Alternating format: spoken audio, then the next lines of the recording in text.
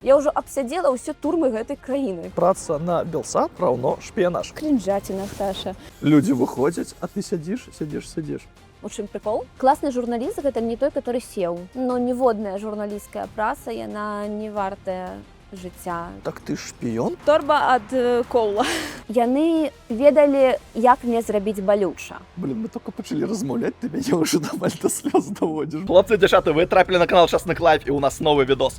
Тун-тун! Я сапраўды вельмі доўга чакаў менавіта гэты выпуск, бо ён пра Кацю Андрэеву. Каця Андрэева — легендарная журналістка Белсат, якая ў 2020 годзе зрабіла той самы стрым з плошчы Перамену, за які яе жорстка пакаралі. Спачатку ёй далі 2 гады пазбаўлення волі, а потым дадалі 8 год, нібыта за здраду дзяржаве. І сёння у нас вельмі важная і крутая размова аб тым, колькі каштуе журналісцкая праца. Адразу папрашу вас паставіць падабаечку гэтаму відэо, напісаць пад ім каментар, бо сапраўды там будзе вельмі шчырая і класная размова. Карацей, лайк, камент, а мы ўжо пагналі. Тун-тун!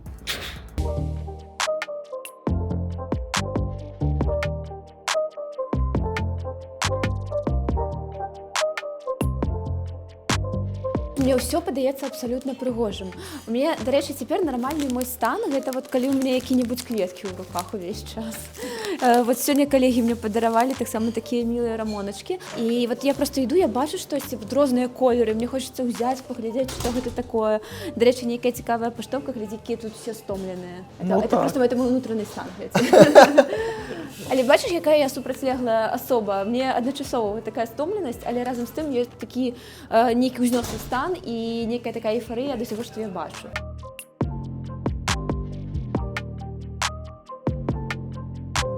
Каця Андрэева, распавядзі, калі ласачка, як табе адаптацыя ў гэтым складаным жыцці? Шчыра кажучы, я думала, што будзе цяжэй, што будзе больш складана. Пакуль што я магу сказаць, што адаптавалася на 6 з 10. Вось так я буду ацэньваць свой узровень адаптацыі цяпер. Ёсць шмат складанасцяў. Напрыклад, толькі нядаўна я навучылася карыстацца грамадскім транспартам. Я калі давала самыя першыя свае каментары на Белсаце, казала, што баюся праз дарогу пераходзіць. Цяпер з варшаўскім трафікам я трошкі паразумелася, і цяпер я ўжо карыстаюся нават грамадскім транспартам. Вялікая колькасць машын і раварыстаў у Варшаве. Вось гэта з адаптацыяй самае складанае для мяне. У мяне першы раз, калі я шоў адзін па горадзе з навушнікамі і слухаў музыку, я тады адчуваў, што капец, вось гэта, вось напэўна гэта свабода. У цябе таксама такое было? А нават яшчэ ў першую ночу ў гатэльным нумары у мяне быў там YouTube адразу на тэлевізары з інтэрнэтам.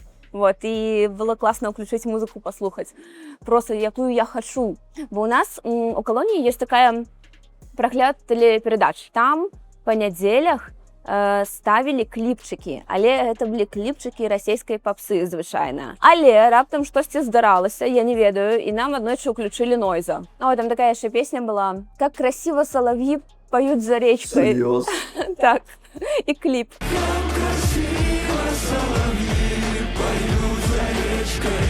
А я просто ў такія моманты сядзела і лавіла, ведаеш, гэты сюррэалістычны кайф ад таго, што адбываецца. Вот такіх момантаў было, дарэчы, шмат. Я просто табе ўсе не прыгадаю, але вот моманты, калі ты просто ловіш нават не сюррэалізм, а магічны рэалізм гэта можна назваць. Це сапраўды адбываецца са мной цяпер. Слухай, а якая першая песня, якую ты паслухала вось на волі ўжо? Манетачка, у мамы есть секрет. Таму што калісьці Ігор мне пісаў у лістах пра яе, пра гэтую песню. Совсем еще малютка. Ну, я люблю Манетку, я ведаю, што яна дасылала паштоўку мне, калі я сидзела ў турме, але я не атрымала яе тады, я атрымала яе пазней. У мяне я сижу ў Шазам аднойчы ў 22-кі, і там вырубілі радыё, там рускі рок. І сярод гэтага грала ДДТ «Свабода». І я сижу ў карцеры. Цяпер разумееш гэта адчуванне, да? Так, бо я вельмі разумею, аб чым ты кажаш. Я сижу ў карцеры, і тут іграюць ДДТ «Свабода». Я так думаю, что адбываецца? Свобода, свобода, так много, так мало. Але табе Юрый Шевчук даслаў паштоўку з малюнкам, і яна, як разумею, ўсё ж такі дайшла да цябе. Так, атрымала. Ну, давай не будзем казаць падрабязнасці, таму што это было зроблена трошкі такім чынам. Першы год, другі год гэта была такая адчуванне нормы, што проста мяне падтрымліваюць, я сижу пра сваю працу, гэта нармальна, класна, дзякуй вялікі, таксама там мае думкі з вамі. Вот табе ўвесь час кажуць, што усе пра цябе забыліся, ты нікому не патрэбная, то на 3-4 год ты паступова пачынаеш у гэта верыць. Іх мэта была, агульная задача, гэта зрабіць так, каб мы адчувалі сябе пакінутымі. Я думаю, што на некаторых гэта магло і падзейнічаць, таму што калі гэта кароткі прамежак часу адно, калі гэта цэлыя гады ўзняволення, то гэта іншае. Яны ведалі, як мне зрабіць балюча. І для мяне гэта былі не столькі лісты ад сяброў, якіх мяне пазбавілі, але гэта быў мой кантакт з сям'ёй. І калі мяне хацелі пакараць, і нават я прасіла пасадзіць мяне ў ШЗА, але не пазбаўляць доўгога спаткання альбо кароткага спаткання, мяне заўжды пазбаўлялі спатканняў. То бок усе мае рэпарты, усе мае пакаранні гэта выключна пазбаўленне спатканняў. Яны ведалі, як гэта зрабіць, і калі, напрыклад, я святкавала сваё 30-годдзе, я таксама была хіба 3 тыдні без лістоў. Тое, што даходзіла, мяне моцна падтрымлівала, і мяне ўвогуле вельмі падтрымліваў Ігар. Проста сам факт ведаць пра тое, што ў мяне такі муж, вось гэта мяне падтрымлівала і натхняла увесь час, у самыя цяжкія часы. Я вельмі добра помніла ягоныя словы, калі мне далі першы тэрмін, ён сказаў, што гэта будзе вельмі хутка, гэта будзе як укус камарыка. Ты нават не паспееш спужацца, табе нават не паспее забалець.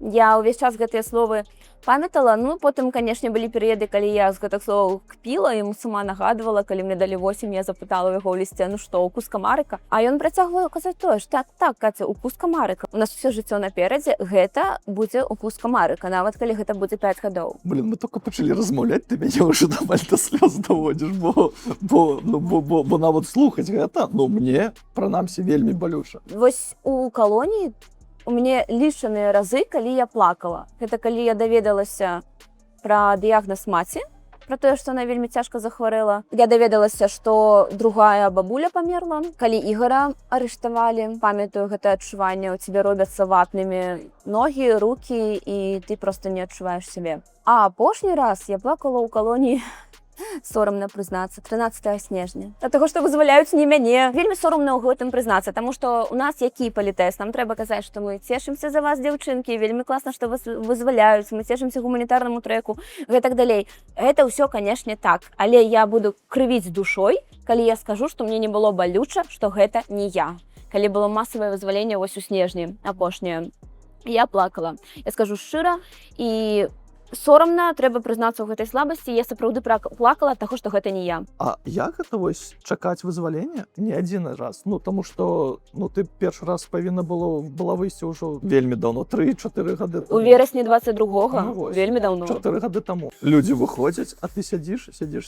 Спачатку, калі выходзілі людзі з маленькімі тэрмінамі, альбо там людзі, якія былі не вельмі моцна ва ўсёй гэтай гісторыі, а недзе так ускосна іх закранула, там, напрыклад, за каментар, за лайк, ты разумееш, ну, натуральна, гэта лагічна, што яны выйдуць першымі. Я мушу сядзець яшчэ, таму што я ўзяла на сябе пэўную адказнасць, увогуле працуючы журналістам у Беларусі, асвятляючы асабліва падзеі 20-го года, праўда? Я разумела, што я не буду ў першых шэрагах вызваленых, канешне, і з гэтым я змірылася ўжо ўнутрана. Ну, але добра, калі ўжо журналістаў пачалі вызваляць, то, канешне, бывалі дні такой, ну, роспачы адчаю, калі ты думала, ну, блин, чаму гэта не я? Мне ўжо настолькі небяспечна. Ты проста кладзешся спаць на свой другі ярус, вось выключаюць свет, адбой, і там ты пачынаеш ужо паціху, у цябе проста слёзы пачынаюць так проста каціцца з вачэй. А 13-го не, я проста выйшла раніцай на пастраенне, у мяне проста вот так вот, ведаеш, як вадапад, слёзы пацяклі, і не змагла стрымацца. Это было абсалютна прылюдна, публічна, это бачылі ўсе.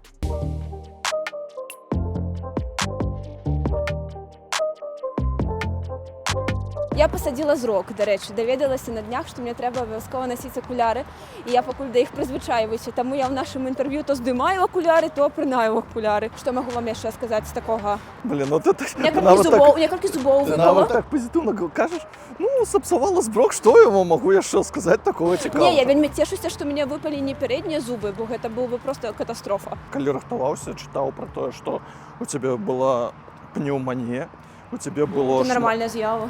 было шмат гісторый з тым, што ў цябе алергія, і гэта просто невыносна. Як ты ўвогуле ўсё гэта перажыла? У мяне быў цяжкі, але не найцяжэйшы досвед з усіх палітвязняў. І тут няма ніякага спаборніцтва, просто гэта факт.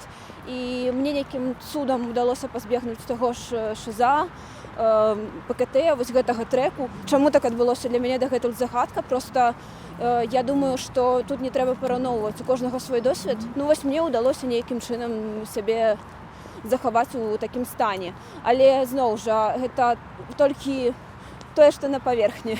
Блін, напишыце ў каментарах увогуле, як вам тое, як захавалася Каця Андрэева. Хвіліна самолюбования Катерины Андреевны. Да, давайте. Я тебе скажу такое, што вот псіхалагічныя рэфлексіі нейкія спрацоўваюць.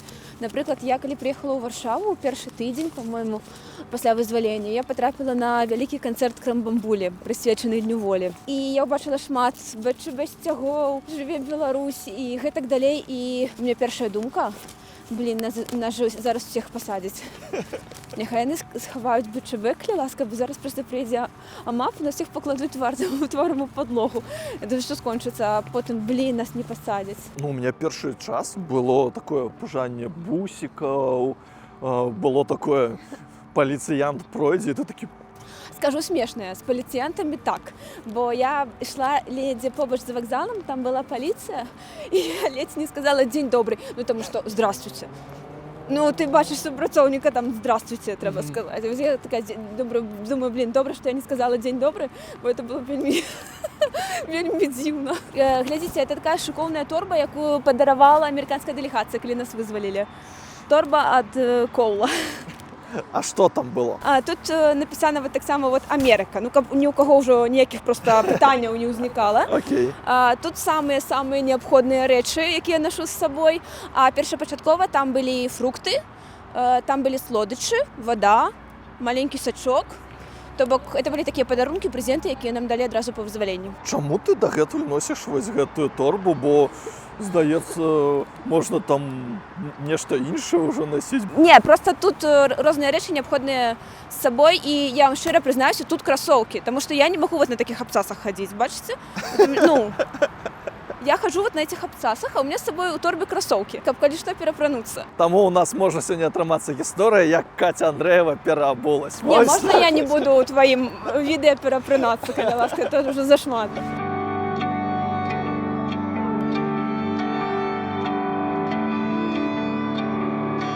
Ты нібыта на волі, шчырая, якая эмоцыя была? Гэта быў нейкі восторг, гэта было нейкае захапленне, ці гэта быў нейкі смутак? Бо мне здаецца, гэтай эмоцыі пісаць увогуле немагчыма, улічваючы твой досвед. Я ўвесь час чакала, што з другога так мікрааўтобуса зараз выйдзе Ігар. Всё, шчасце было поўным, калі б ён выйшаў. Я так чакала, што ён адтуль выйдзе.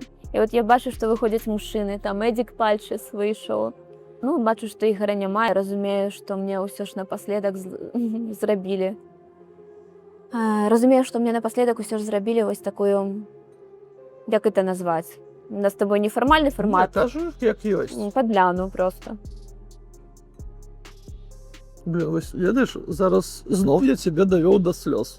Ну, а я сама ўжо амаль плачу. Я так чакала, што не выйдзе з этого мікрааўтобуса. Не хачу змешваць пачуцці, але яны ж усё ж такі мешаюцца. У том, што ты выходзіш, ну ты капец як доўга гэтага чакала, твайго каханага няма. І вось, мне здаецца, гэта самае проціваречівае, самае вось незразумелае пачуцце. Гэта амаль фізічна балюча, калі я не ўбачыла Ігара. І гэта наслаиваецца як бы на тое захапленне таго, што ты на волі. І ад таго, наколькі гэта крута і кінематаграфічна, гэтая паездка, і Коул, і ўсё, як нас прымаюць, і у цябе проста гэта не ўкладаецца ў галаве. Я думаю, было некалькі хвілін, мне падавалася, што я магу згубіць прытомнасць. Ну, трэба сябе трымаць у руках. Просто ад таго, што вельмі шмат эмоцый. Чалавек у звычайным шараговым жыцці, ён не адчувае столькі ўсяго за такі сціслы прамежак часу. І гэтыя пачуцці, яны наслаиваюцца адно на адно. Вот калі замацавацца ў тым моманце, то можа пацярпець псіхіка, а я не хачу, каб яна ў мяне так пацярпела моцна, таму я кантралюю, спрабую туды рэдка вяртацца ў тыя самыя першыя хвіліны у памяці. Я хочу выказаць вялікую удзячнасць у першую чаргу прэзідэнту Дональду Трампу, спецпасланніку ЗША ў справах Беларусі, спадару Джону Колу, ягонай камандзе. Таксама вялікі сардэчны дзякуй літоўскаму боку, які прымаў нас, вельмі цёплы прыём. Стрыманая удзячнасць беларускаму боку за тое, што гэта стала магчыма. Стрыманая удзячнасць. Так, ну, канешне, трэба было падзякаваць, я сапраўды вельмі удзячная усім, хто да гэтага прыкладаў намаганні да вызвалення людзей, не толькі да майго. Па-другое, што я чакаю вызвалення Ігора, з нецярпеннем чакаю. Я вельмі вітаю увесь гэты перамоўны трэк, калі ён уключае гуманітарны складнік. Усё, дзе фігуруе вызваленне людзей, мне апрыёры падабаецца. Бачыш, магу себе гэта дазволіць. Але таксама, канешне, мне шмат гэтых пытанняў ўжо задавалі. Калі б не санкцыі, то за што нас бы куплялі? Бо гэта гандаль, як ён ёсць, гэта аукцыён з лотамі. Што ў галаве, калі ты адчуваеш, што вось ты, у вашым выпадку, частка санкцый банкаўскіх? Тавар на паліцы, так. У краме, як на аукцыёне. Ну, у нас тавар, у них купец. Да. І ты, карацей, думаеш, што казаць, дзякаваць ці не дзякаваць. Тут, ведаеш, шмат размоў было наконт там той жа Марыі Калесніку, якая там все, дзякую. Нам у калоніі не прымінулі паказаць тую частку прэс-канферэнцыі Марыі Калеснікавай, дзе яна казала дзякую Александру Лукашэнку. Я хачу падкрэсліць, што я вельмі паважаю Машу за тое, што яна перанесла вялікія проста выпрабаванні, і ёй сядзелася значна цяжэй, чым многім іншым, і цяжэй, чым мне. Калі браць па ступені пакутаў сярод жанчын, Маша узяла вельмі шмат. І мне балюча думаць про ўсё, што з ёй адбывалася. Бо для яе я не агідны журналіст, я чалавек, з якім яна сядзела, чалавек, які мае вельмі падобны досвед, і мы мусім ставіцца вельмі пяшчотна і далікатна да былых палітвязняў. Я б хацела, каб нашыя калегі і ўсе ўвогуле, хто каментуе, гэта пачулі. Натуральна, мы маем свабоду меркавання, маем права выказваць свае думкі, але калі ласка, проста пашкадуйце, проста пастаўцеся больш далікатна да людзей, да жанчын, якія столькі вытрымалі. Я не хачу спрачыняцца да якой-колевек крытыкі. Гэта можна таксама ўспрыняць, як я супраць усяго кепскага, за ўсё добра, а слухайце, магу себе дазволіць, правда. А як вы адрэагавалі, калі вось вам паказваюць 100% вось гэты кавалак з гэтай прэс-канферэнцыі, типа, глядзіце, ўжо там нават Калеснікава дзякуюць. Дзякую. Гэта для таго і было зроблена. Нам паказалі менавіта гэты кавалак. Гэта быў апрацаваны ўжо відос, і пасля гэтага было напісана, што цяпер людзі, якімі захапляліся ўсе 5 гадоў, сталі аб'ектамі жорсткай крытыкі. Ну, вось у такім выглядзе гэта нам было пададзена. А Маша нібыта малайчына, што яна сказала дзякую. Вось так нам гэта падавалі. Ну, это все маніпуляцыя. А як вы рэагавалі на гэта? Пасміхнуліся ці не паспіхнуліся? Просто не дэмаралізуе, хаця вы столькі ўжо прайшлі па дэмаралізацыі, што, мне здаецца, тут не ведаю. Не, а чаму мяне паводзіны Машы мусіць дэмаралізаваць? Гэта яе выбар і яе паводзіны.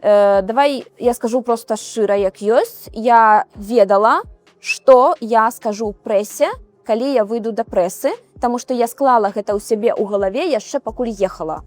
Я падрыхтавала сама сябе, і я разумела, што я выйду, і я роўненька па пункціках скажу ўсё, што я сама захацела. Ні слова больш, ні слова менш. Хлопцы, дзяўчаты, я вельмі цешуся за Кацю Андрэеву, якая нарэшце на волі, але зараз у яе будзе складаны час. Ей прыйдзецца абнаўляць шмат якія навыкі і разам з гэтым вучыцца чамусьці новаму, але вучыцца чамусьці новаму гэта сапраўды кайф. І таму я ўсё часцей задумаўся над тым, каб атрымаць пасведчанне кіроўцы. Так, я дагэтуль не ўмею вадзіць аўто. Бачок потік, тікай! Але калі вы, як і я, жывяце ў Польшы, і у вас ёсць жаданне атрымаць пасведчанне кіроўцы еўрапейскага ўзроўню, то гоў у аўташколу Деніс Драйв. Гэтую школу адчынілі журналісты или беларусы, а пачынаць штосьці новае заўжды лягчэй, калі побач свае. Вучыцца можна на звыклай мове і ў Варшаве, і ў Гдыні, і ва Ўроцлаве, і ў Беластокі. Усе падрабязнасці ў апісанні гэтага відоса, а мы вяртаемся да Каці Андрэевай. Там будзе вельмі цікава. Мне вельмі хочацца ў гэтым выпуске паказаць, што у цябе быў вельмі круты досвед не толькі да 20-го года, але ты рабіла такія якасныя стрымы, з якіх я просто афігеваў. Давай я табе пакажу вось тры кавалачкі, тры стрыма, якія мяне найбольш уразілі, і мне цікава паглядзець на твою рэакцыю зараз на ўсё гэта. Глядзі, я аршанскі хлопец, таму прапаную табе. Не, калі ласка, я так і ведала, што зараз ты ўключыш стрым з Воршы. Калі ласка, можна не трэба. Ведаеш гэты мем, можна не надо. Быць побач, каб гэта асвятліць. І вось на выездзе з горада за намі даехала машына ДАІ з 2 супрацоўнікамі. Я нават кавалачак не хачу даглядаць, бо гэта крінжаціна, Саша. Я лічу, што это неякасны стрым, і я ўвогуле лічу, што калі ты зрабіла сваю працу, ты мусіш сыходзіць. А вот Ворша гэта той прыклад, калі я была маладая і гарачая, я думала, што зараз я буду стрыміць, аж пакуль мяне не затрымаюць. А было відавочна, што зараз могуць затрымаць. Таму што там хацелі затрымліваць не мяне, там северынца хацелі затрымліваць. Што, канешне, вельмі кепска. Але гэта не журналісцкая ўжо была гісторыя. Мы проста хацелі гэта затрыманне, каб яно не прайшло без асвятлення, скажем так, каб людзі убачылі, што яго затрымалі. Пра гэта можна было паведаміць навіной. І можна было зрабіць, напрыклад, кароткі здымак і даслаць яго ў рэдакцыю і даць навіной. Не абавязкова для таго, каб паведаміць навіну пра затрыманне чалавека, залазіць камерай у міліцэйскую машыну. Андрэева, тычыць гэтым амонаўцам і кажу, афігеть. Каб што? Насамрэч, гэта проста вот тое, што у тэкставай журналістыцы называецца клікбейт. Вот это то же самое, только у стрыме. Ты не мусіш рабіць сама ньюсмейкерам. Ты мусіш асвятляць падзею, а гэта проста яскравы прыклад таго, як журналіст сам робіцца ньюсмейкерам. Што гэта за гонза журналістыка такая? Ну, я лічу якраз гэты кавалак вельмі няўдалым, Саша. Прымаецца. Я нават не буду глядзець. А на дадзены момант на гэтым участку праспекта паведамляецца таксама, што на плошчу прыбыў уласна Александр Лукашенко. Пакуль невядома. Гэта 20-й год, вот я ўжо больш дарослая у параўнанні з Воршай, дзе мне 23. Ну, але ты таксама не дапрацавала гэты стрым до конца. Ладно, гэта нармальны стрым, это 16 жніўня. І так, я не дапрацавала, таму што было вельмі спякотна. Я хацела, канешне, паказаць гэты мітынг, які сабралі нібыта на падтрымку Лукашэнкі. Але я там трошкі, па-мойму, упала, таму што перагрэлася на сонца. І наступны момант, калі я адкрыла вочы, я зразумела, што нейкі вельмі моцны хлопец нясе мяне на руках да карэты хуткай дапамогі. І у яго рацыя. Я зразумела, што гэта супрацоўнік, які працаваў у цывільным проста ў натоўпе. Не ведаю, якой структуры. Ён не ведаў, хто я, таму, магчыма, ён мне дапамагаў. А можа, проста дапамагаў, адкуль ведаем. Як ставіцца да сілавікоў, да людзей, якія працуюць у сістэме, якія працуюць у міліцыю, КДБ і гэтак далей. Бо, ведаеш, вось гэта гісторыя, вось я чаму менавіта гэты кавалак узяў, я ведаў пра гэтую гісторыю. Ну, як вось да іх ставіцца? Як ты ставішся пасля ўсяго таго, што ты прайшла, да супрацоўнікаў міліцыі, да супрацоўнікаў КДБ, да супрацоўнікаў тых, якія працуюць на зонах? У мяне няма ненавісці.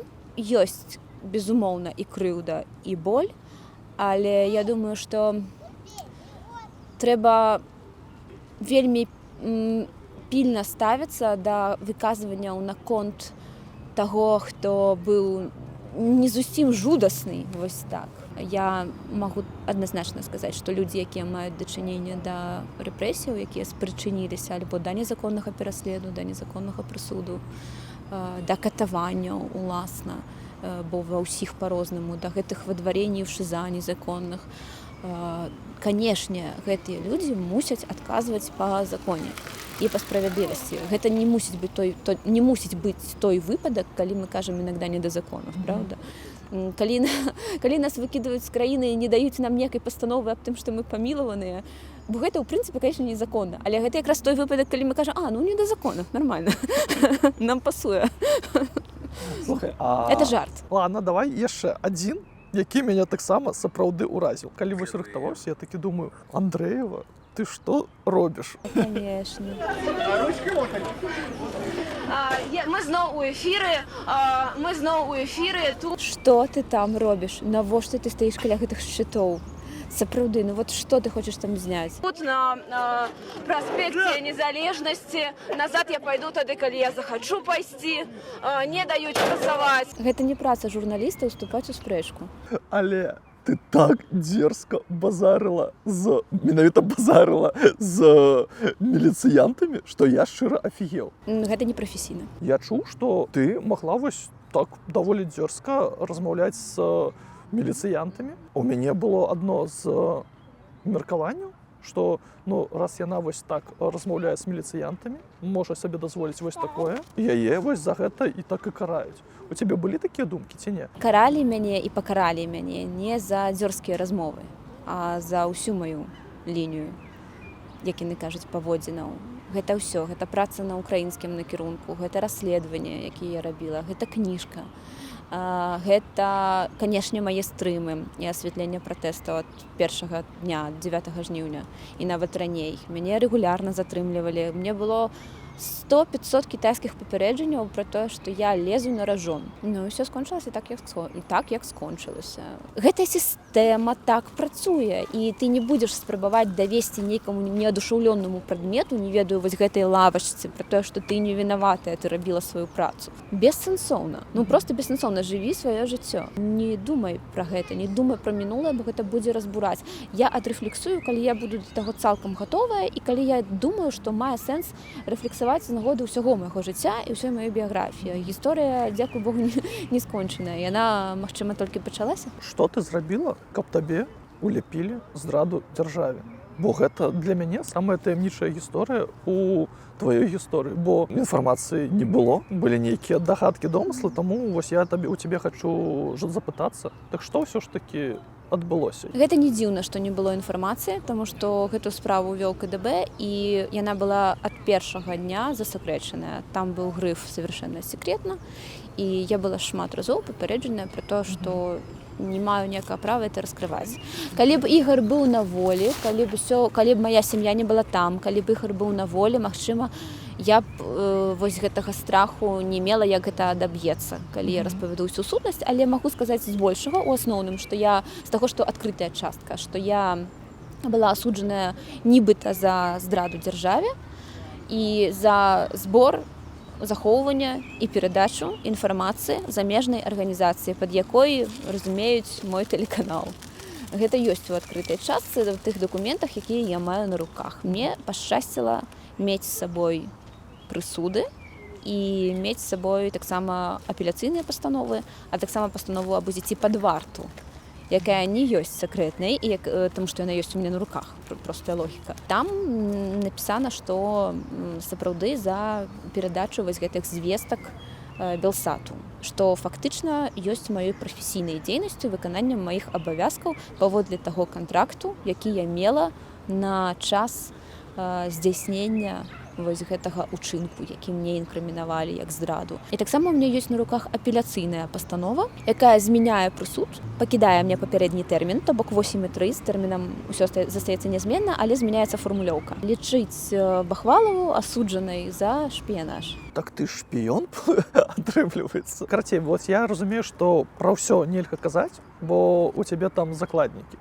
Але можаш проста растлумачыць, то есть праца на Белсат раўно шпіянаж. Вось я так это бачу. Збор канкрэтнай інфармацыі і падрыхтоўка канкрэтнага журналісцкага матэрыялу, які быў апублікаваны на Белсаце, і ёсць паводле беларускіх уладаў працэсам і актам шпіянажу на карысць замежнай дзяржавы. Ну, давайте лёгка здагадаемся, на карысць якой.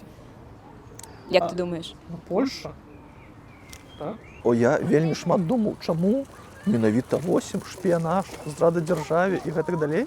Бо, ну, лягчэй было 411 і ўсё, ну, то есть хадзішку, а табе адразу далі 8. Не хацелася запытаць, чаму так? Але я цяпер разумею, што іх нібыта была нейкая установка сапраўды захоўваць таварны выгляд, таму што 411 яна прадугледжвае вот трек з ШЗА, Так, потым з ПКТ, магчыма, потым з пераводам на 24-ту калонію, дзе жанчыны адбываюць ужо па другім разе пакаранне.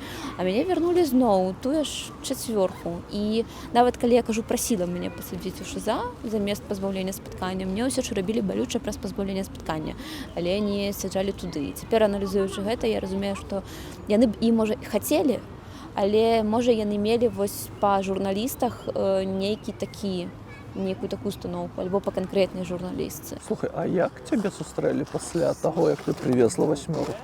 Ага, лучше изменить мужу, чем родине. Был и начальник колонии, так казал. Ты распавяла мне шмат правакацый. Ну, у КДБ я назову гэта нават пыткамі. Калі там чытаў Шарэнду Панасюк, вось гэтая гісторыя пра збіццё цябе, ну, гэта проста нейкі жах. Гэта проста нейкая няпраўда. Фізічна ніхто з сілавікоў мяне не збіваў.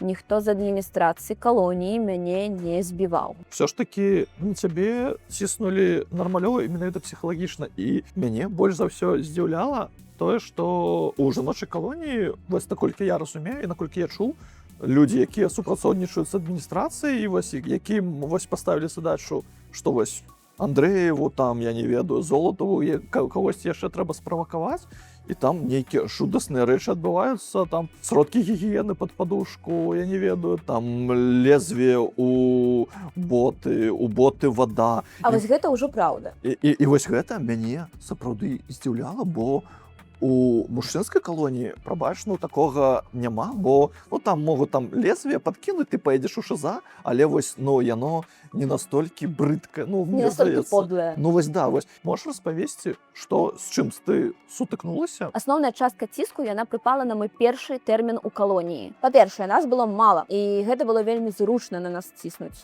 Просто нас там вышчэмліваць па аднаму і ціснуць, і адразу рабіць, каб у нас была такая база ў галаве, што ўсё кепска, пра нас усе забылі, мы нікому не патрэбныя, і сядзець нам таксама будзе вельмі складана. І я сама рабілася неаднаразова ахвярай вось такіх правакацый. Я трапляла ў іх, проста не разумеючы, што ўвогуле так можа быць. Что ты можешь стоять на построении, до тебе падыходзіць кантралёр, запускае табе руку ў кішэню, дастае туль таблетку, якую ты туды не паклала.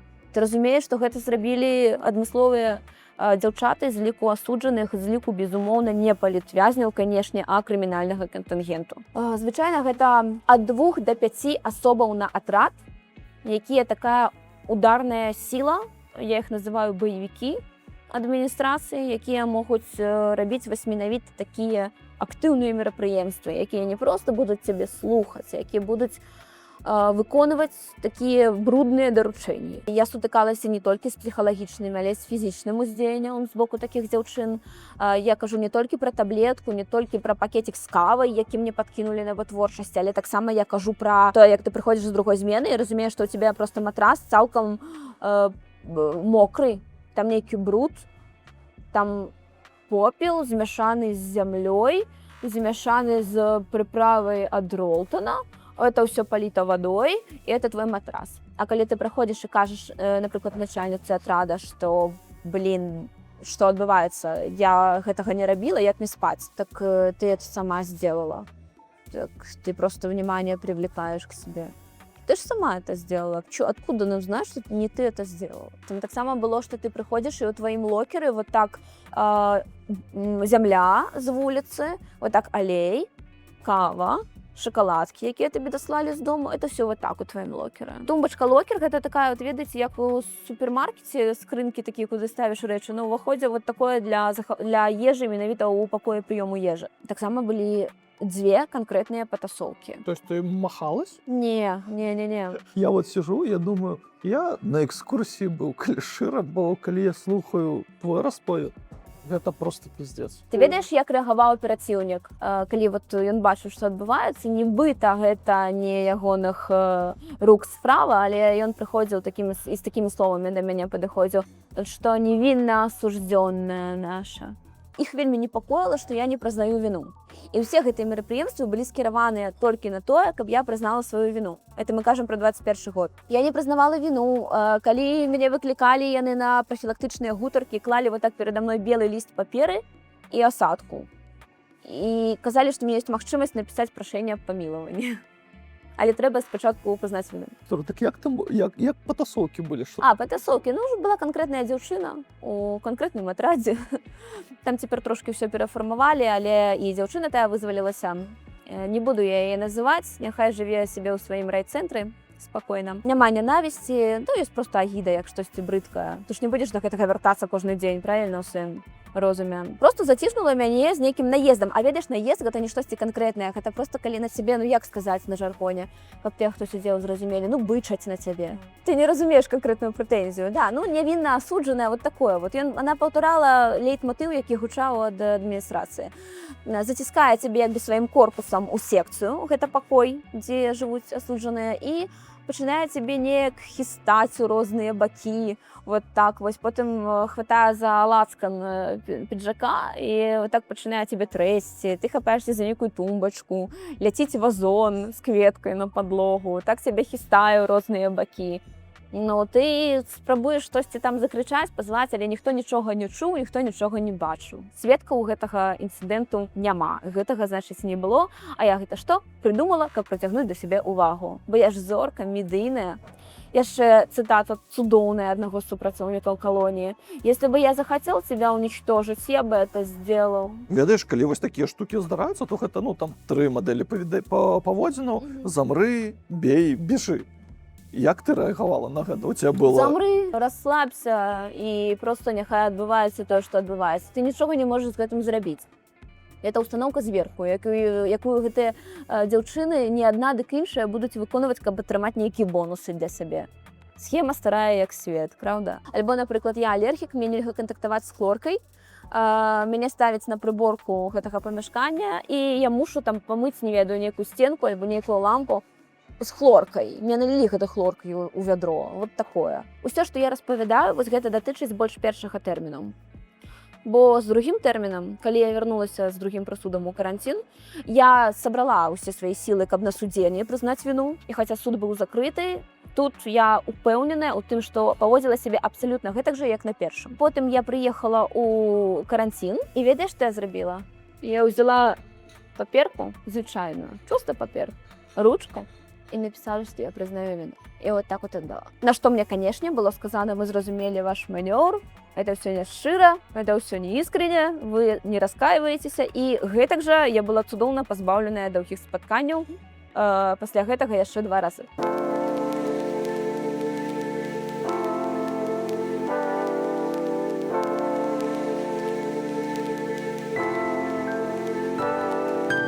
Чаму вось мы, беларусы, заўсёды кажам: ну, ладно, я яшчэ не пакутавал, вось там пакутавалі, вось там сапраўды быў трындзец.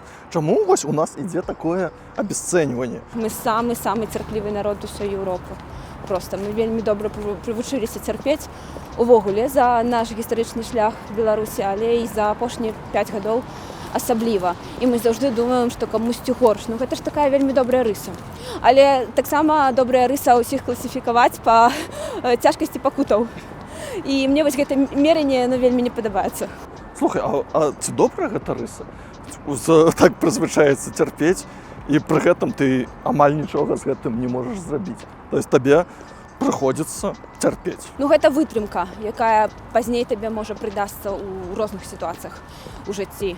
Таму які-небудзь пазітыўны досвед з гэтага, канешне, для сябе можна зляпіць. Карацей, Кась, я вельмі люблю бліцы, таму зараз я б табе прапаную, раз мы ўжо узгадалі пра Дашу Шульцову, пра іншых палітвязаных, я табе прапаную адным сказам апісаць гэтых дзяўчын. Даша Шульцова адным сказам. Чалавек, на якога я усклала вялікую надзею ў свой час і якая мяне не падвяла. Марыя Калеснікова. Мужная, смелая, яскравая і харызматычная жанчына. Марына Золатова. Сціплая, далікатная, інтэлігентная. Гэта вялікае шчасце для мяне быць знаёмай з Марынай Золатавай і быць з ёй побач у тых умовах. Паліна Шаранда-Панасюк. Паліне я параіла трошкі больш думаць пра адказнасць за свае словы, але Таксама стаўлюся з разуменнем да ўсяго, што яна перажыла. Марфа Рабкова. Марфа гэта Сонейка. Наста Лойка. Культавая праваабаронца. Чалавек-легенда для мяне. Тоня Коновалова. Я цешуся, што Тонечка ўсё ж выйшла раней. Нават трошкі раней, але выйшла. Я перажывала за яе. Наталья Дуліна. Проста жывая харызма. Жанчына, якой яны баяліся. Сапраўды?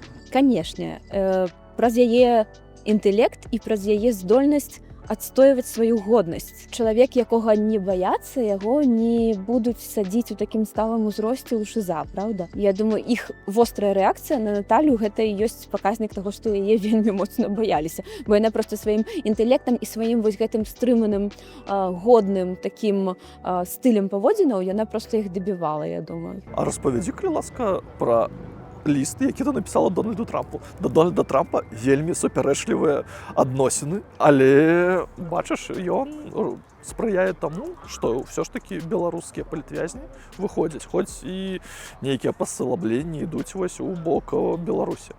Твои адносіны да Трампа, і кажуць, ты напісала яму. Я падзячыла. Я думаю, што гэта нармальна сказаць дзякуй за тое, што цябе вызвалілі вельмі шмат людзей і заявілі аб неабходнасці працягваць гэта. І акрамя таго, цяпер амерыканскі бок разумее цудоўна механізм часткі, скажам, беларускіх уладаў, якія выпускаючы адных, спрабуюць набраць новых закладнікаў. І яны кажуць, што гэта так не працуе, ребят. Для мяне Трамп і Коул гэта людзі, дзякуючы чыім перамовам з беларусамі, робіцца магчымым вызваленне палітвязняў. Для мяне гэта, як вы зразумелі, асабістае пытанне, таму што сярод гэтых палітвязняў яшчэ і мой муж. І я сама была ў гэтым стане. І я разумею выдатна, што такое, калі кожную раніцу ў калоніі ты прачынаешся з думкамі зноў усё тое ж самае, калі ж, Божа, калі гэта скончыцца.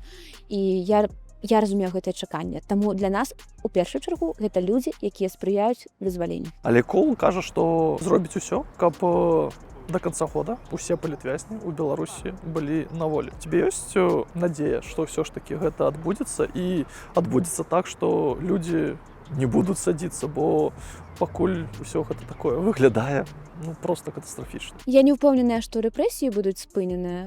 Нават калі ўявіць, што сярод беларускіх уладаў былі б тыя, хто дзеля зняцця санкцыяў былі б гатовыя пайсці на гэты кампраміс і ўвогуле спыніць рэпрэсіўны механізм.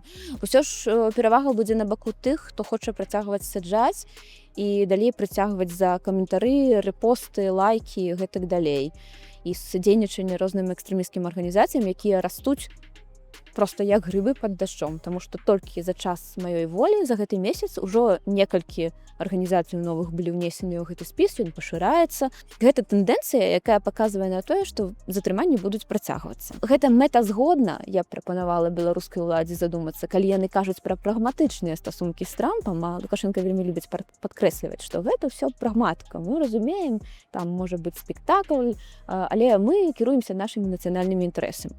Нібыта. Дык калі ён сапраўды кіруецца гэтымі інтарэсамі, трэба дарабіць гуманітарны трэк да канца. І я цудоўна разумею, што гэта будзе ўключаць альбо змену заканадаўства і выдаленне з крымінальнага кодексу тых артыкулаў, паводле якіх людзей масава прыцягваць, альбо проста не ўжыванне іх, не прымянення, таму што 342 артыкул цудоўна існаваў і ў папярэднія гады. Але па ім нікога не судзілі. Пра ўсё гэтае мы размаўляем у год беларускай жанчыны. На Новы год мы глядзелі з дзяўчынамі зварот Лукашэнкі. У нас вельмі была ідэалагічная праца пастаўлена ў ВК4. Там паказвалі прэс-канферэнцыі Машы Калеснікавай, там паказвалі звароты Лукашэнкі, займаліся, карацей, прапагандай. І тура яшчэ, калі мы пра прапаганду загаварылі, тур гэта проста, магчыма, чысці улюбёны прапагандыст проста, таму што мы рэгулярна глядзелі тура. І, дарэчы, калі казаць пра тура, мне вельмі спадабалася одно яго тлумачэнне для сваёй нібыта аўдыторыі, электарату, чаму адпускаюць палітвязняў. Мы адпускаем, таму што так трэба, а так трэба, таму што это выгадна. Все, по-моему, это лепшае, што я чула па тэме з дзяржаўнага ТВ. Так вось, мы глядзелі Лукашэнку, і ён кажа, ход беларускай жанчыны. Ну, жанчыны пачалі радавацца, амністыя, гэта любімае слово усіх зэкаў, амністыя. А тут я думала, потым яшчэ гэтыя вызваленні нядаўнія снежанскія. І я такая пішу ліст бацькам. Абяшчаю гэты год годам вішенкі на торце. что абвяшчэнне году беларускай жанчыны это было вішенкай на торце. Ну бачыш, але ўсё ж такі вось выйшлі. Выйшлі, колькі засталося і колькі новых з'явілася. І вось гэта проста не магу спыніцца пра гэта думаць. Калі сижу ў кавярні, альбо гуляю па парку, альбо ляжу просто на канапе, читаю кніжку, альбо гляджу серыял, я разумею, што Ігор у гэты час альбо там стаіць на вывадзе, на пастраенні, дзе-небудзь, на праверке. І вось гэта самае балючае. І пачынае паступова складвацца вось гэты комплекс віны перад Ігорам за тое, што ён там, а я тут. Я разумею, што не трэба ў сябе гэта інспіраваць яшчэ больш. І спадзяюся, што яго хутка сустрэну на волі. Але, канешне, ёсць пэўнае пачуццё віны, хаця ні ў чым не вінаватая за тое, што ты ў камфорце і бяспецы, а людзі пакутаюць. І не віны нават, а проста гэта непрыемна ведаць. Таксама можаце звярнуць увагу на ланцугі салідарнасці, якія выстраіліся ўздоўж вуліцы па абодва бакі. Людзі трымаюць бел-чырвона-белыя сцягі. Тут у любы момант могуць пад'ехаць сілавікі і бегчы фактычна будзе няма куды бегчы тут, бо з усіх бакоў альбо плот, альбо дамы. Я ведаю, што твае калегі не ўсе былі гатовыя ісці працаваць гэты стрым. Але ты пайшла. Яны зрабілі правільны, я лічу, выбар. Яны захавалі сябе. Але было адчуванне, што, нешта можа быць не тое. Інтуіцыя, канешне, мне падказвала. Я лічу, што ў мяне дастаткова добра развітая інтуіцыя, і больш за тое я ўжо была затрыманая некалькі разоў. Я ўжо пасядзела 3 сотняў на Акрэсціна ў верасні пасля жаночага маршу, калі таксама нас са здымачнай групай прынялі. Было такое адчуванне. І я памятаю, што я казала нават Ігору, што мне страшна, але мы з ім заключылі такі пакт з Ігорам, бо ён не хацеў, каб я ўвогуле кудысьці ішла, і мы з ім паразумеліся так, што я не пайду 12-го, калі альбо 13-го, так, на наступны дзень пасля забойства Бандарэнкі, але я пайду ў нядзелю. Альбо я іду адразу працаваць і не іду ў нядзелю. Ну і прыйшлі да высновы, што нядзеля гэта больш бяспечна, і тым больш, калі мы будзем знаходзіцца на нейкім узвышэнні, калі мы будзем у кватэры, хіба гэта больш бяспечна, чым вуліца. Але я ж пацягнулася і на вуліцу, просто там не было тэхнічнай магчымасці стрыму, бо мы падлучаліся з Wi-Fi з кватэры. А тут я пацягнулася просто запісаць некалькі гэтых синхронаў, кароткіх інтэрв'ю з людзьмі, якія былі там. Ну не можаш ты, знаходзячыся далёка ад падзеі, паказаць падзею. Калі б я і не пайшла і не знаходзілася на той праезнай частцы, бо я ж, як вядома, паралізавала рух усяго грамадскага транспарта на вуліцы Чарвякова, нават трамваю. Ты памятаеш трамваі на Чарвякова? Ну, это ўжо не важна, это деталі. Слухай, гэты стрым не даравалі б ніколі. Гэты стрым немагчыма дараваць пункту гледжання ўладаў. Таму знайшлі б яшчэ штосьці. Ну, яны інкрымінавалі тое, што стрым быў папулярны, гэтую папулярнасць яны перакулілі на такі бок, што я заахвочвала людзей ісці на гэту акцыю пратэста і такім чынам арганізавала само мерапрыемства далейшае, каб людзі не прыходзілі, каб людзі не глядзелі стрым, то яны б не прыходзілі. Перажывала за Дашу моцна і дагэтуль перажываю за тое, што яна сидзела пасля этого стрыма столькі часу. Яна не мусіла ні аднаго дня, ні адной гадзіны знаходзіцца ў турме. За гэты стрым вам з Дашай далі вельмі шмат узнагарод. Як ты да іх ставішся зараз? Вось я калі, можа, там год назад рабіў выпуск пра людзей, якія выйшлі з турмы праз некаторыя досвед. Я глядзела твой фільм. Вельмі добра, мне спадабаўся. Дзякуй вялікі. Вось, я якраз з Дашай размаўляў, вось яна паказвае гэтую узнагароду, і я такое, Мы, дарэчы, сустрэліся. І як?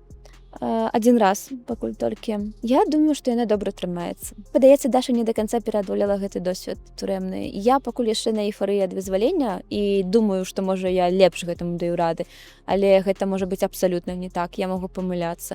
І гэты ПТСР, посттраўма мяне можа накрыць, не ведаю, праз 2 гады. Таму не трэба зарекацца, як я буду адаптавацца да нармальнага жыцця. Я ўвесь час буду адчуваць сваю віну перад Дашай. Я разумею, што гэта быў яе выбар, што яна дарослая дзяўчынка на той момант ужо была, і яна сама хацела здымаць, ёй падабаецца вельмі журналістыка і гэтая праца. Я спадзявалася, што Даша выйдзе з судовай залы, што яна не будзе асуджаная да калоніі, там, да пазбаўлення волі, бо ў тым тандеме я была больш дасведчанай журналісткай, і я мусіла ўзяць усю адказнасць толькі на сябе. І тады я была да гэтага гатовая.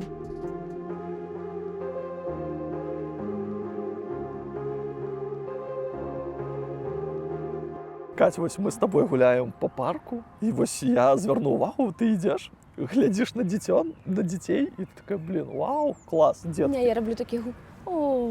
Ну так, слухай, таму я хачу запытацца ў цябе пра вось гэтае каханне, якое цябе, мне здаецца, вельмі трымае. Мы чулі, як Ігор распавядаў пра то, як вы пазнаёміліся. Давай ад цябе паслухаем гэту гісторыю кахання. Давай падзякуем спадару Статкевічу на акцыі якога вы, собственно, і пазнаёміліся. Это быў верасень 15-го, і мы сустрэліся пасля акцыі Статкевіча на ратушы на плошчы Свабоды, што вельмі сімвалічна. І Ігор так заўжды казаў, што калі будзе пісаць кнігу пра нас з ім, альбо там пра нашае жыццё, нейкія аўтабіяграфічныя ўспаміны, то назаве гэта мы сустрэліся на плошчы Свабоды. І я проста паставілася да яго як да калегі. Проста калега з Радыё Свабоды, які працуе на іншым там паверху, проста запрашае мяне на каву. Ну, у маім юнацтве гэта была нармальная з'ява. Да, і я яшчэ памятаю, што гэта было амаль перад выбарамі, незадоўга да выбараў. Мы з ім патрапілі на выбарчы ўчастак, які ў маёй былой гімназіі знаходзіўся. І штосьці таксама я там пачала, як ты кажаш, дзёрстка размаўляць.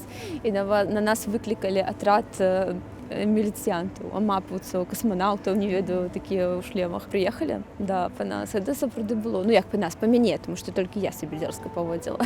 Мне проста было весела і цікава з ім размаўляць. Я думаю, што самая галоўная рыса такога сталага кахання — гэта сяброўства, гэта такі падмурак.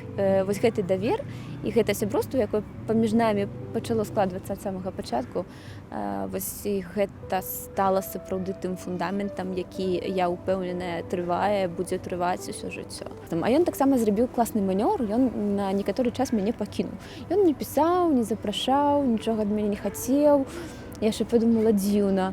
Ну, так я тады сама першая напісала. Ну, ты так працуе, ты вельмі простенькі прыёмчык, Ігор, зрабіў, але эфектыўны. Я напісала да яго першая, і ўжо я прапанавала яму сустрэцца. І пасля гэтага у нас пачаліся рамантычныя стасункі. Праз вельмі кароткі час, можа 3 месяцы. Ён ужо зрабіў мне прапанову. Шмат разоў казала, што ты нават прасіла яго з'ехаць, бо адчувала небяспеку. Канешне. Але гэты учынак, ну, ён таксама, ведаеш, яго, што ён да апошняга заставаўся, да апошняга цябе там унутры падтрымліваў, ну, гэта нейкая гераічная гісторыя. Яшчэ па новай закахалася ў Ігора, калі мы з ім ліставаліся, і праз гэтыя лісты і праз гэтыя рэдкія спатканні я чула, што вот я не зрабіла дакладна ніякай памылкі ў сваім выбары, што гэта проста найлепшы чалавек, які у нас з ім ідэальны мэч. Мы пасуем проста па ўсіх паказніках адзін да аднаго. Я думаю, наш досвед, ён не мусіць увогуле ніякага адбітку на нашых стасунках пакінуць, толькі вось больш закахалася. А вось гэты ПТСР, я хачу яго прыбраць неяк у будучыні з нашых з ім стасункаў і зрабіць так, каб гэта было як Ігор, памятаеш, на пачатку я сказала, будзе небалючы, як укус камарыка. Я хачу, каб гэта стала укусам камарыка. Я гатовая абясцэньваць да бясконцасці свой турэмны досвед. Проста каб мы з ім былі шчаслівыя.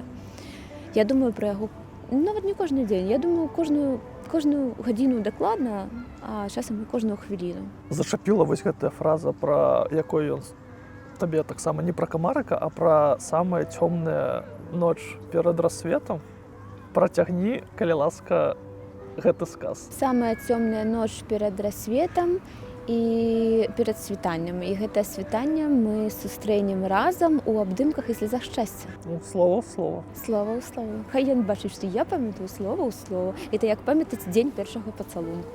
Але ўсе свае лісты і на развітанне на спатканні ён казаў мне адну і тую ж фразу: «Люблю, преклоняюсь, боготворю». Гэта цытата з яго улюбёнага твора. Я думаю, што гэты досвед не можа проста прайсці бясследна, але таксама я не хачу, каб яго назначнасць у нашым жыцці была такая раздутая да неверагодных маштабаў, каб гэта была проста адзіная сутнасць і такі лейбл проста на нашым жыцці, такая пячатка, зноў жа, ярлык альбо цэтлік. Не, хопіць гэтых цэтлікаў і хопіць так падвышаць значнасць гэтага досведу. Я свой гатовая абясцэньваць з ім проста да бясконцасці, менавіта з Ігорам. Не, калі хтосьці, хто не сядзеў, хоча абясцэніць мой досвед, ну, канешне, маю такое права это зрабіць. І я сама хочу вот прынізіць значнасць гэтага ў сваім жыцці. Я таксама разумею, што ўвесь час я не буду ехаць толькі на тым, што я круты палітвязень і журналістка, якая сидзела 5,5 гадоў амаль. Трэба штосьці рабіць у журналістыцы, рабіць добра, і цябе будуць ацэньваць па тваёй працы, па якасці тваёй працы. Я думаю, што важна вось гэта. А ехаць на тым, што ты палітвязень, ну такое сабе. Табе шмат разоў запытвалі, а ці варта той стрым быў такіх наступстваў? Здаецца, што 2 гады і ты выходзіш, ну і яно такое, типа, ты адказваеш варта. А вось зараз прайшло Слухай, я 6 ўжо казала, год. да, 6 год. 6 год прайшло, і ці варта яно было? У той момент, калі я сядала за свой стрым у 20-м, я думала, што мне 27, зараз мне далі 2 гады за сапраўды нармальна, якасна зробленую працу. Збольшага, магчыма, з нацяжкай, але яно таго варта. І за гэтыя 5 гадзін працы, ці гатовая я была даць 2 гады маладосці? Ой, блин, ведаючы мой характар, ведаеце, што так. Гучыць па-вар'яцку, я ведаю. Але я была гатовая заплаціць, гэта важна, толькі сваёй свабодай. Не здароўем маіх блізкіх, не свабодай Ігора, не ўсімі тымі пакутамі, якія выпалі на долю маёй сям'і, не выгнаннем з Беларусі. Толькі сваёй свабодай у абмежаваным нейкім прамежку, правильно? А не калі табе дакідваюць, разумееш, это ўжо іншая справа зусім. Ці варта гэта было ўсяго, што насамрэч здарылася? Ніводная журналісцкая праца, яна не вартая жыцця. Нішто, я думаю, не вартае жыцця. Іншых людзей, здароўя, тваёй сям'і – это непараўнальныя рэчы. Класны журналіст – гэта не той, который сеў. Бо калі ты сеў, альбо ты памёр, ты не зробіш працу на наступны дзень. Вышэйшы пілатаж у тым, каб дарабіць сваю справу да канца, выйсці адтуль, да, з месца сваёй працы, паехаць дадому, да сваёй сям'і, а на наступны дзень працаваць зноў. Трэба захавацца, каб рабіць працу. Гэта калі мы маем на ўвазе журналістыку, правильно? Таму што мёртвы або пасаджаны журналіст, ён не зробіць больш ніякага рэпартажу. Просто стрым, вот калі адасобіцца ад усяго, ён класны. Як я казала калісьці ў інтэрв'ю яшчэ да пасадкі, што за свабодную журналістыку можна пасядзець. Ключавыя словы ў гэтым казала да пасадкі. А што б ты сказала сабе вось зараз з гэтай гісторыі, вось той Каці Андрэевай тады у 20-м? Надавай больш увагі сваёй бяспецы і бяспецы сваёй сям'і. Думай больш пра бяспеку. Увогуле больш думай. Пралічвай свае крокі. Ніводная праца не каштуе слёз тваіх бацькоў. У мяне ў Беларусі 5 закладнікаў. 4 дома, 1 у турме. Гэта моя сям'я. Я сидзела больш за 5 гадоў. Калі людзі ведаюць, як прайсці гэты шлях па-іншаму, как вот пасля гэтага выйсці і захацець, я не ведаю, весці стрым, што мне трэба было зрабіць? Забраць, напрыклад, у вядоўцы Белсата мікрафон і сказаць, што цяпер з вами зноў я, Кацярына Андрэева, у жывым эфіры Белсату. Вітаю, шаноўныя гледачы. Это, правда, жывы чалавек мусіць рабіць. Я вельмі люблю схільнасць нашых людзей да рознай класіфікацыі, да вось гэтых налепак, ярлыкоў, цэтлікаў. На мне дастаткова быў цэтлік, ён вісеў вось тут вось у мяне і трохкутнік на рукаве. Ты хочаш пасля ўсяго, што ты прайшла, зноў пра кошты, якія ты заплаціла за прафесію, застацца ў прафесіі, працаваць журналістам? Вельмі хочацца, і я прыняла для сябе рашэнне, што ў журналістыку я вярнуся. Які гэта будзе фармат, бо журналістыка моцна змянілася за гэты час? Я пакуль вырашаю. Я думаю, што ў мяне ёсць цяпер час для таго, каб, па-першае, прывесці сябе ў парадак, сваё здароўе, ўсё, зрок, зубы, ўсё. Свой эмацыйны стан, дачакацца Ігора, безумоўна, і вяртацца ў прафесію, канешне. Я бачу сябе толькі ў беларускай журналістыцы. Нават калі я знаходжуся ў Польшчы, мая душа, мае думкі і мая ідэнтычнасць, яна была і ёсць беларуская. Можа, хаця б у старасці я ўбачу беларусеньку, але журналістыка – гэта частка маёй душы, таксама, як і Беларусь. Вось такі вось атрымаўся выпуск, і я вам вельмі ўдзячны за тое, што вы дагледзелі яго до канца. Мне здаецца, у нас атрымалася вельмі класная і шчырая гутарка, таму я вельмі папрашу вас паставіць падабаечку пад гэтым відэа, напісаць пад ім каментар, і калі для вас гэта бяспечна, падзяліцеся гэтым ролікам у соцсетях. Мне здаецца, так пра Кацю Андрэеву дазнаецца як мага болей народу. Ну і самае галоўнае, хлопцы і дзяўчаты, хай ваше жыццё будзе малінай. Всем пакуль.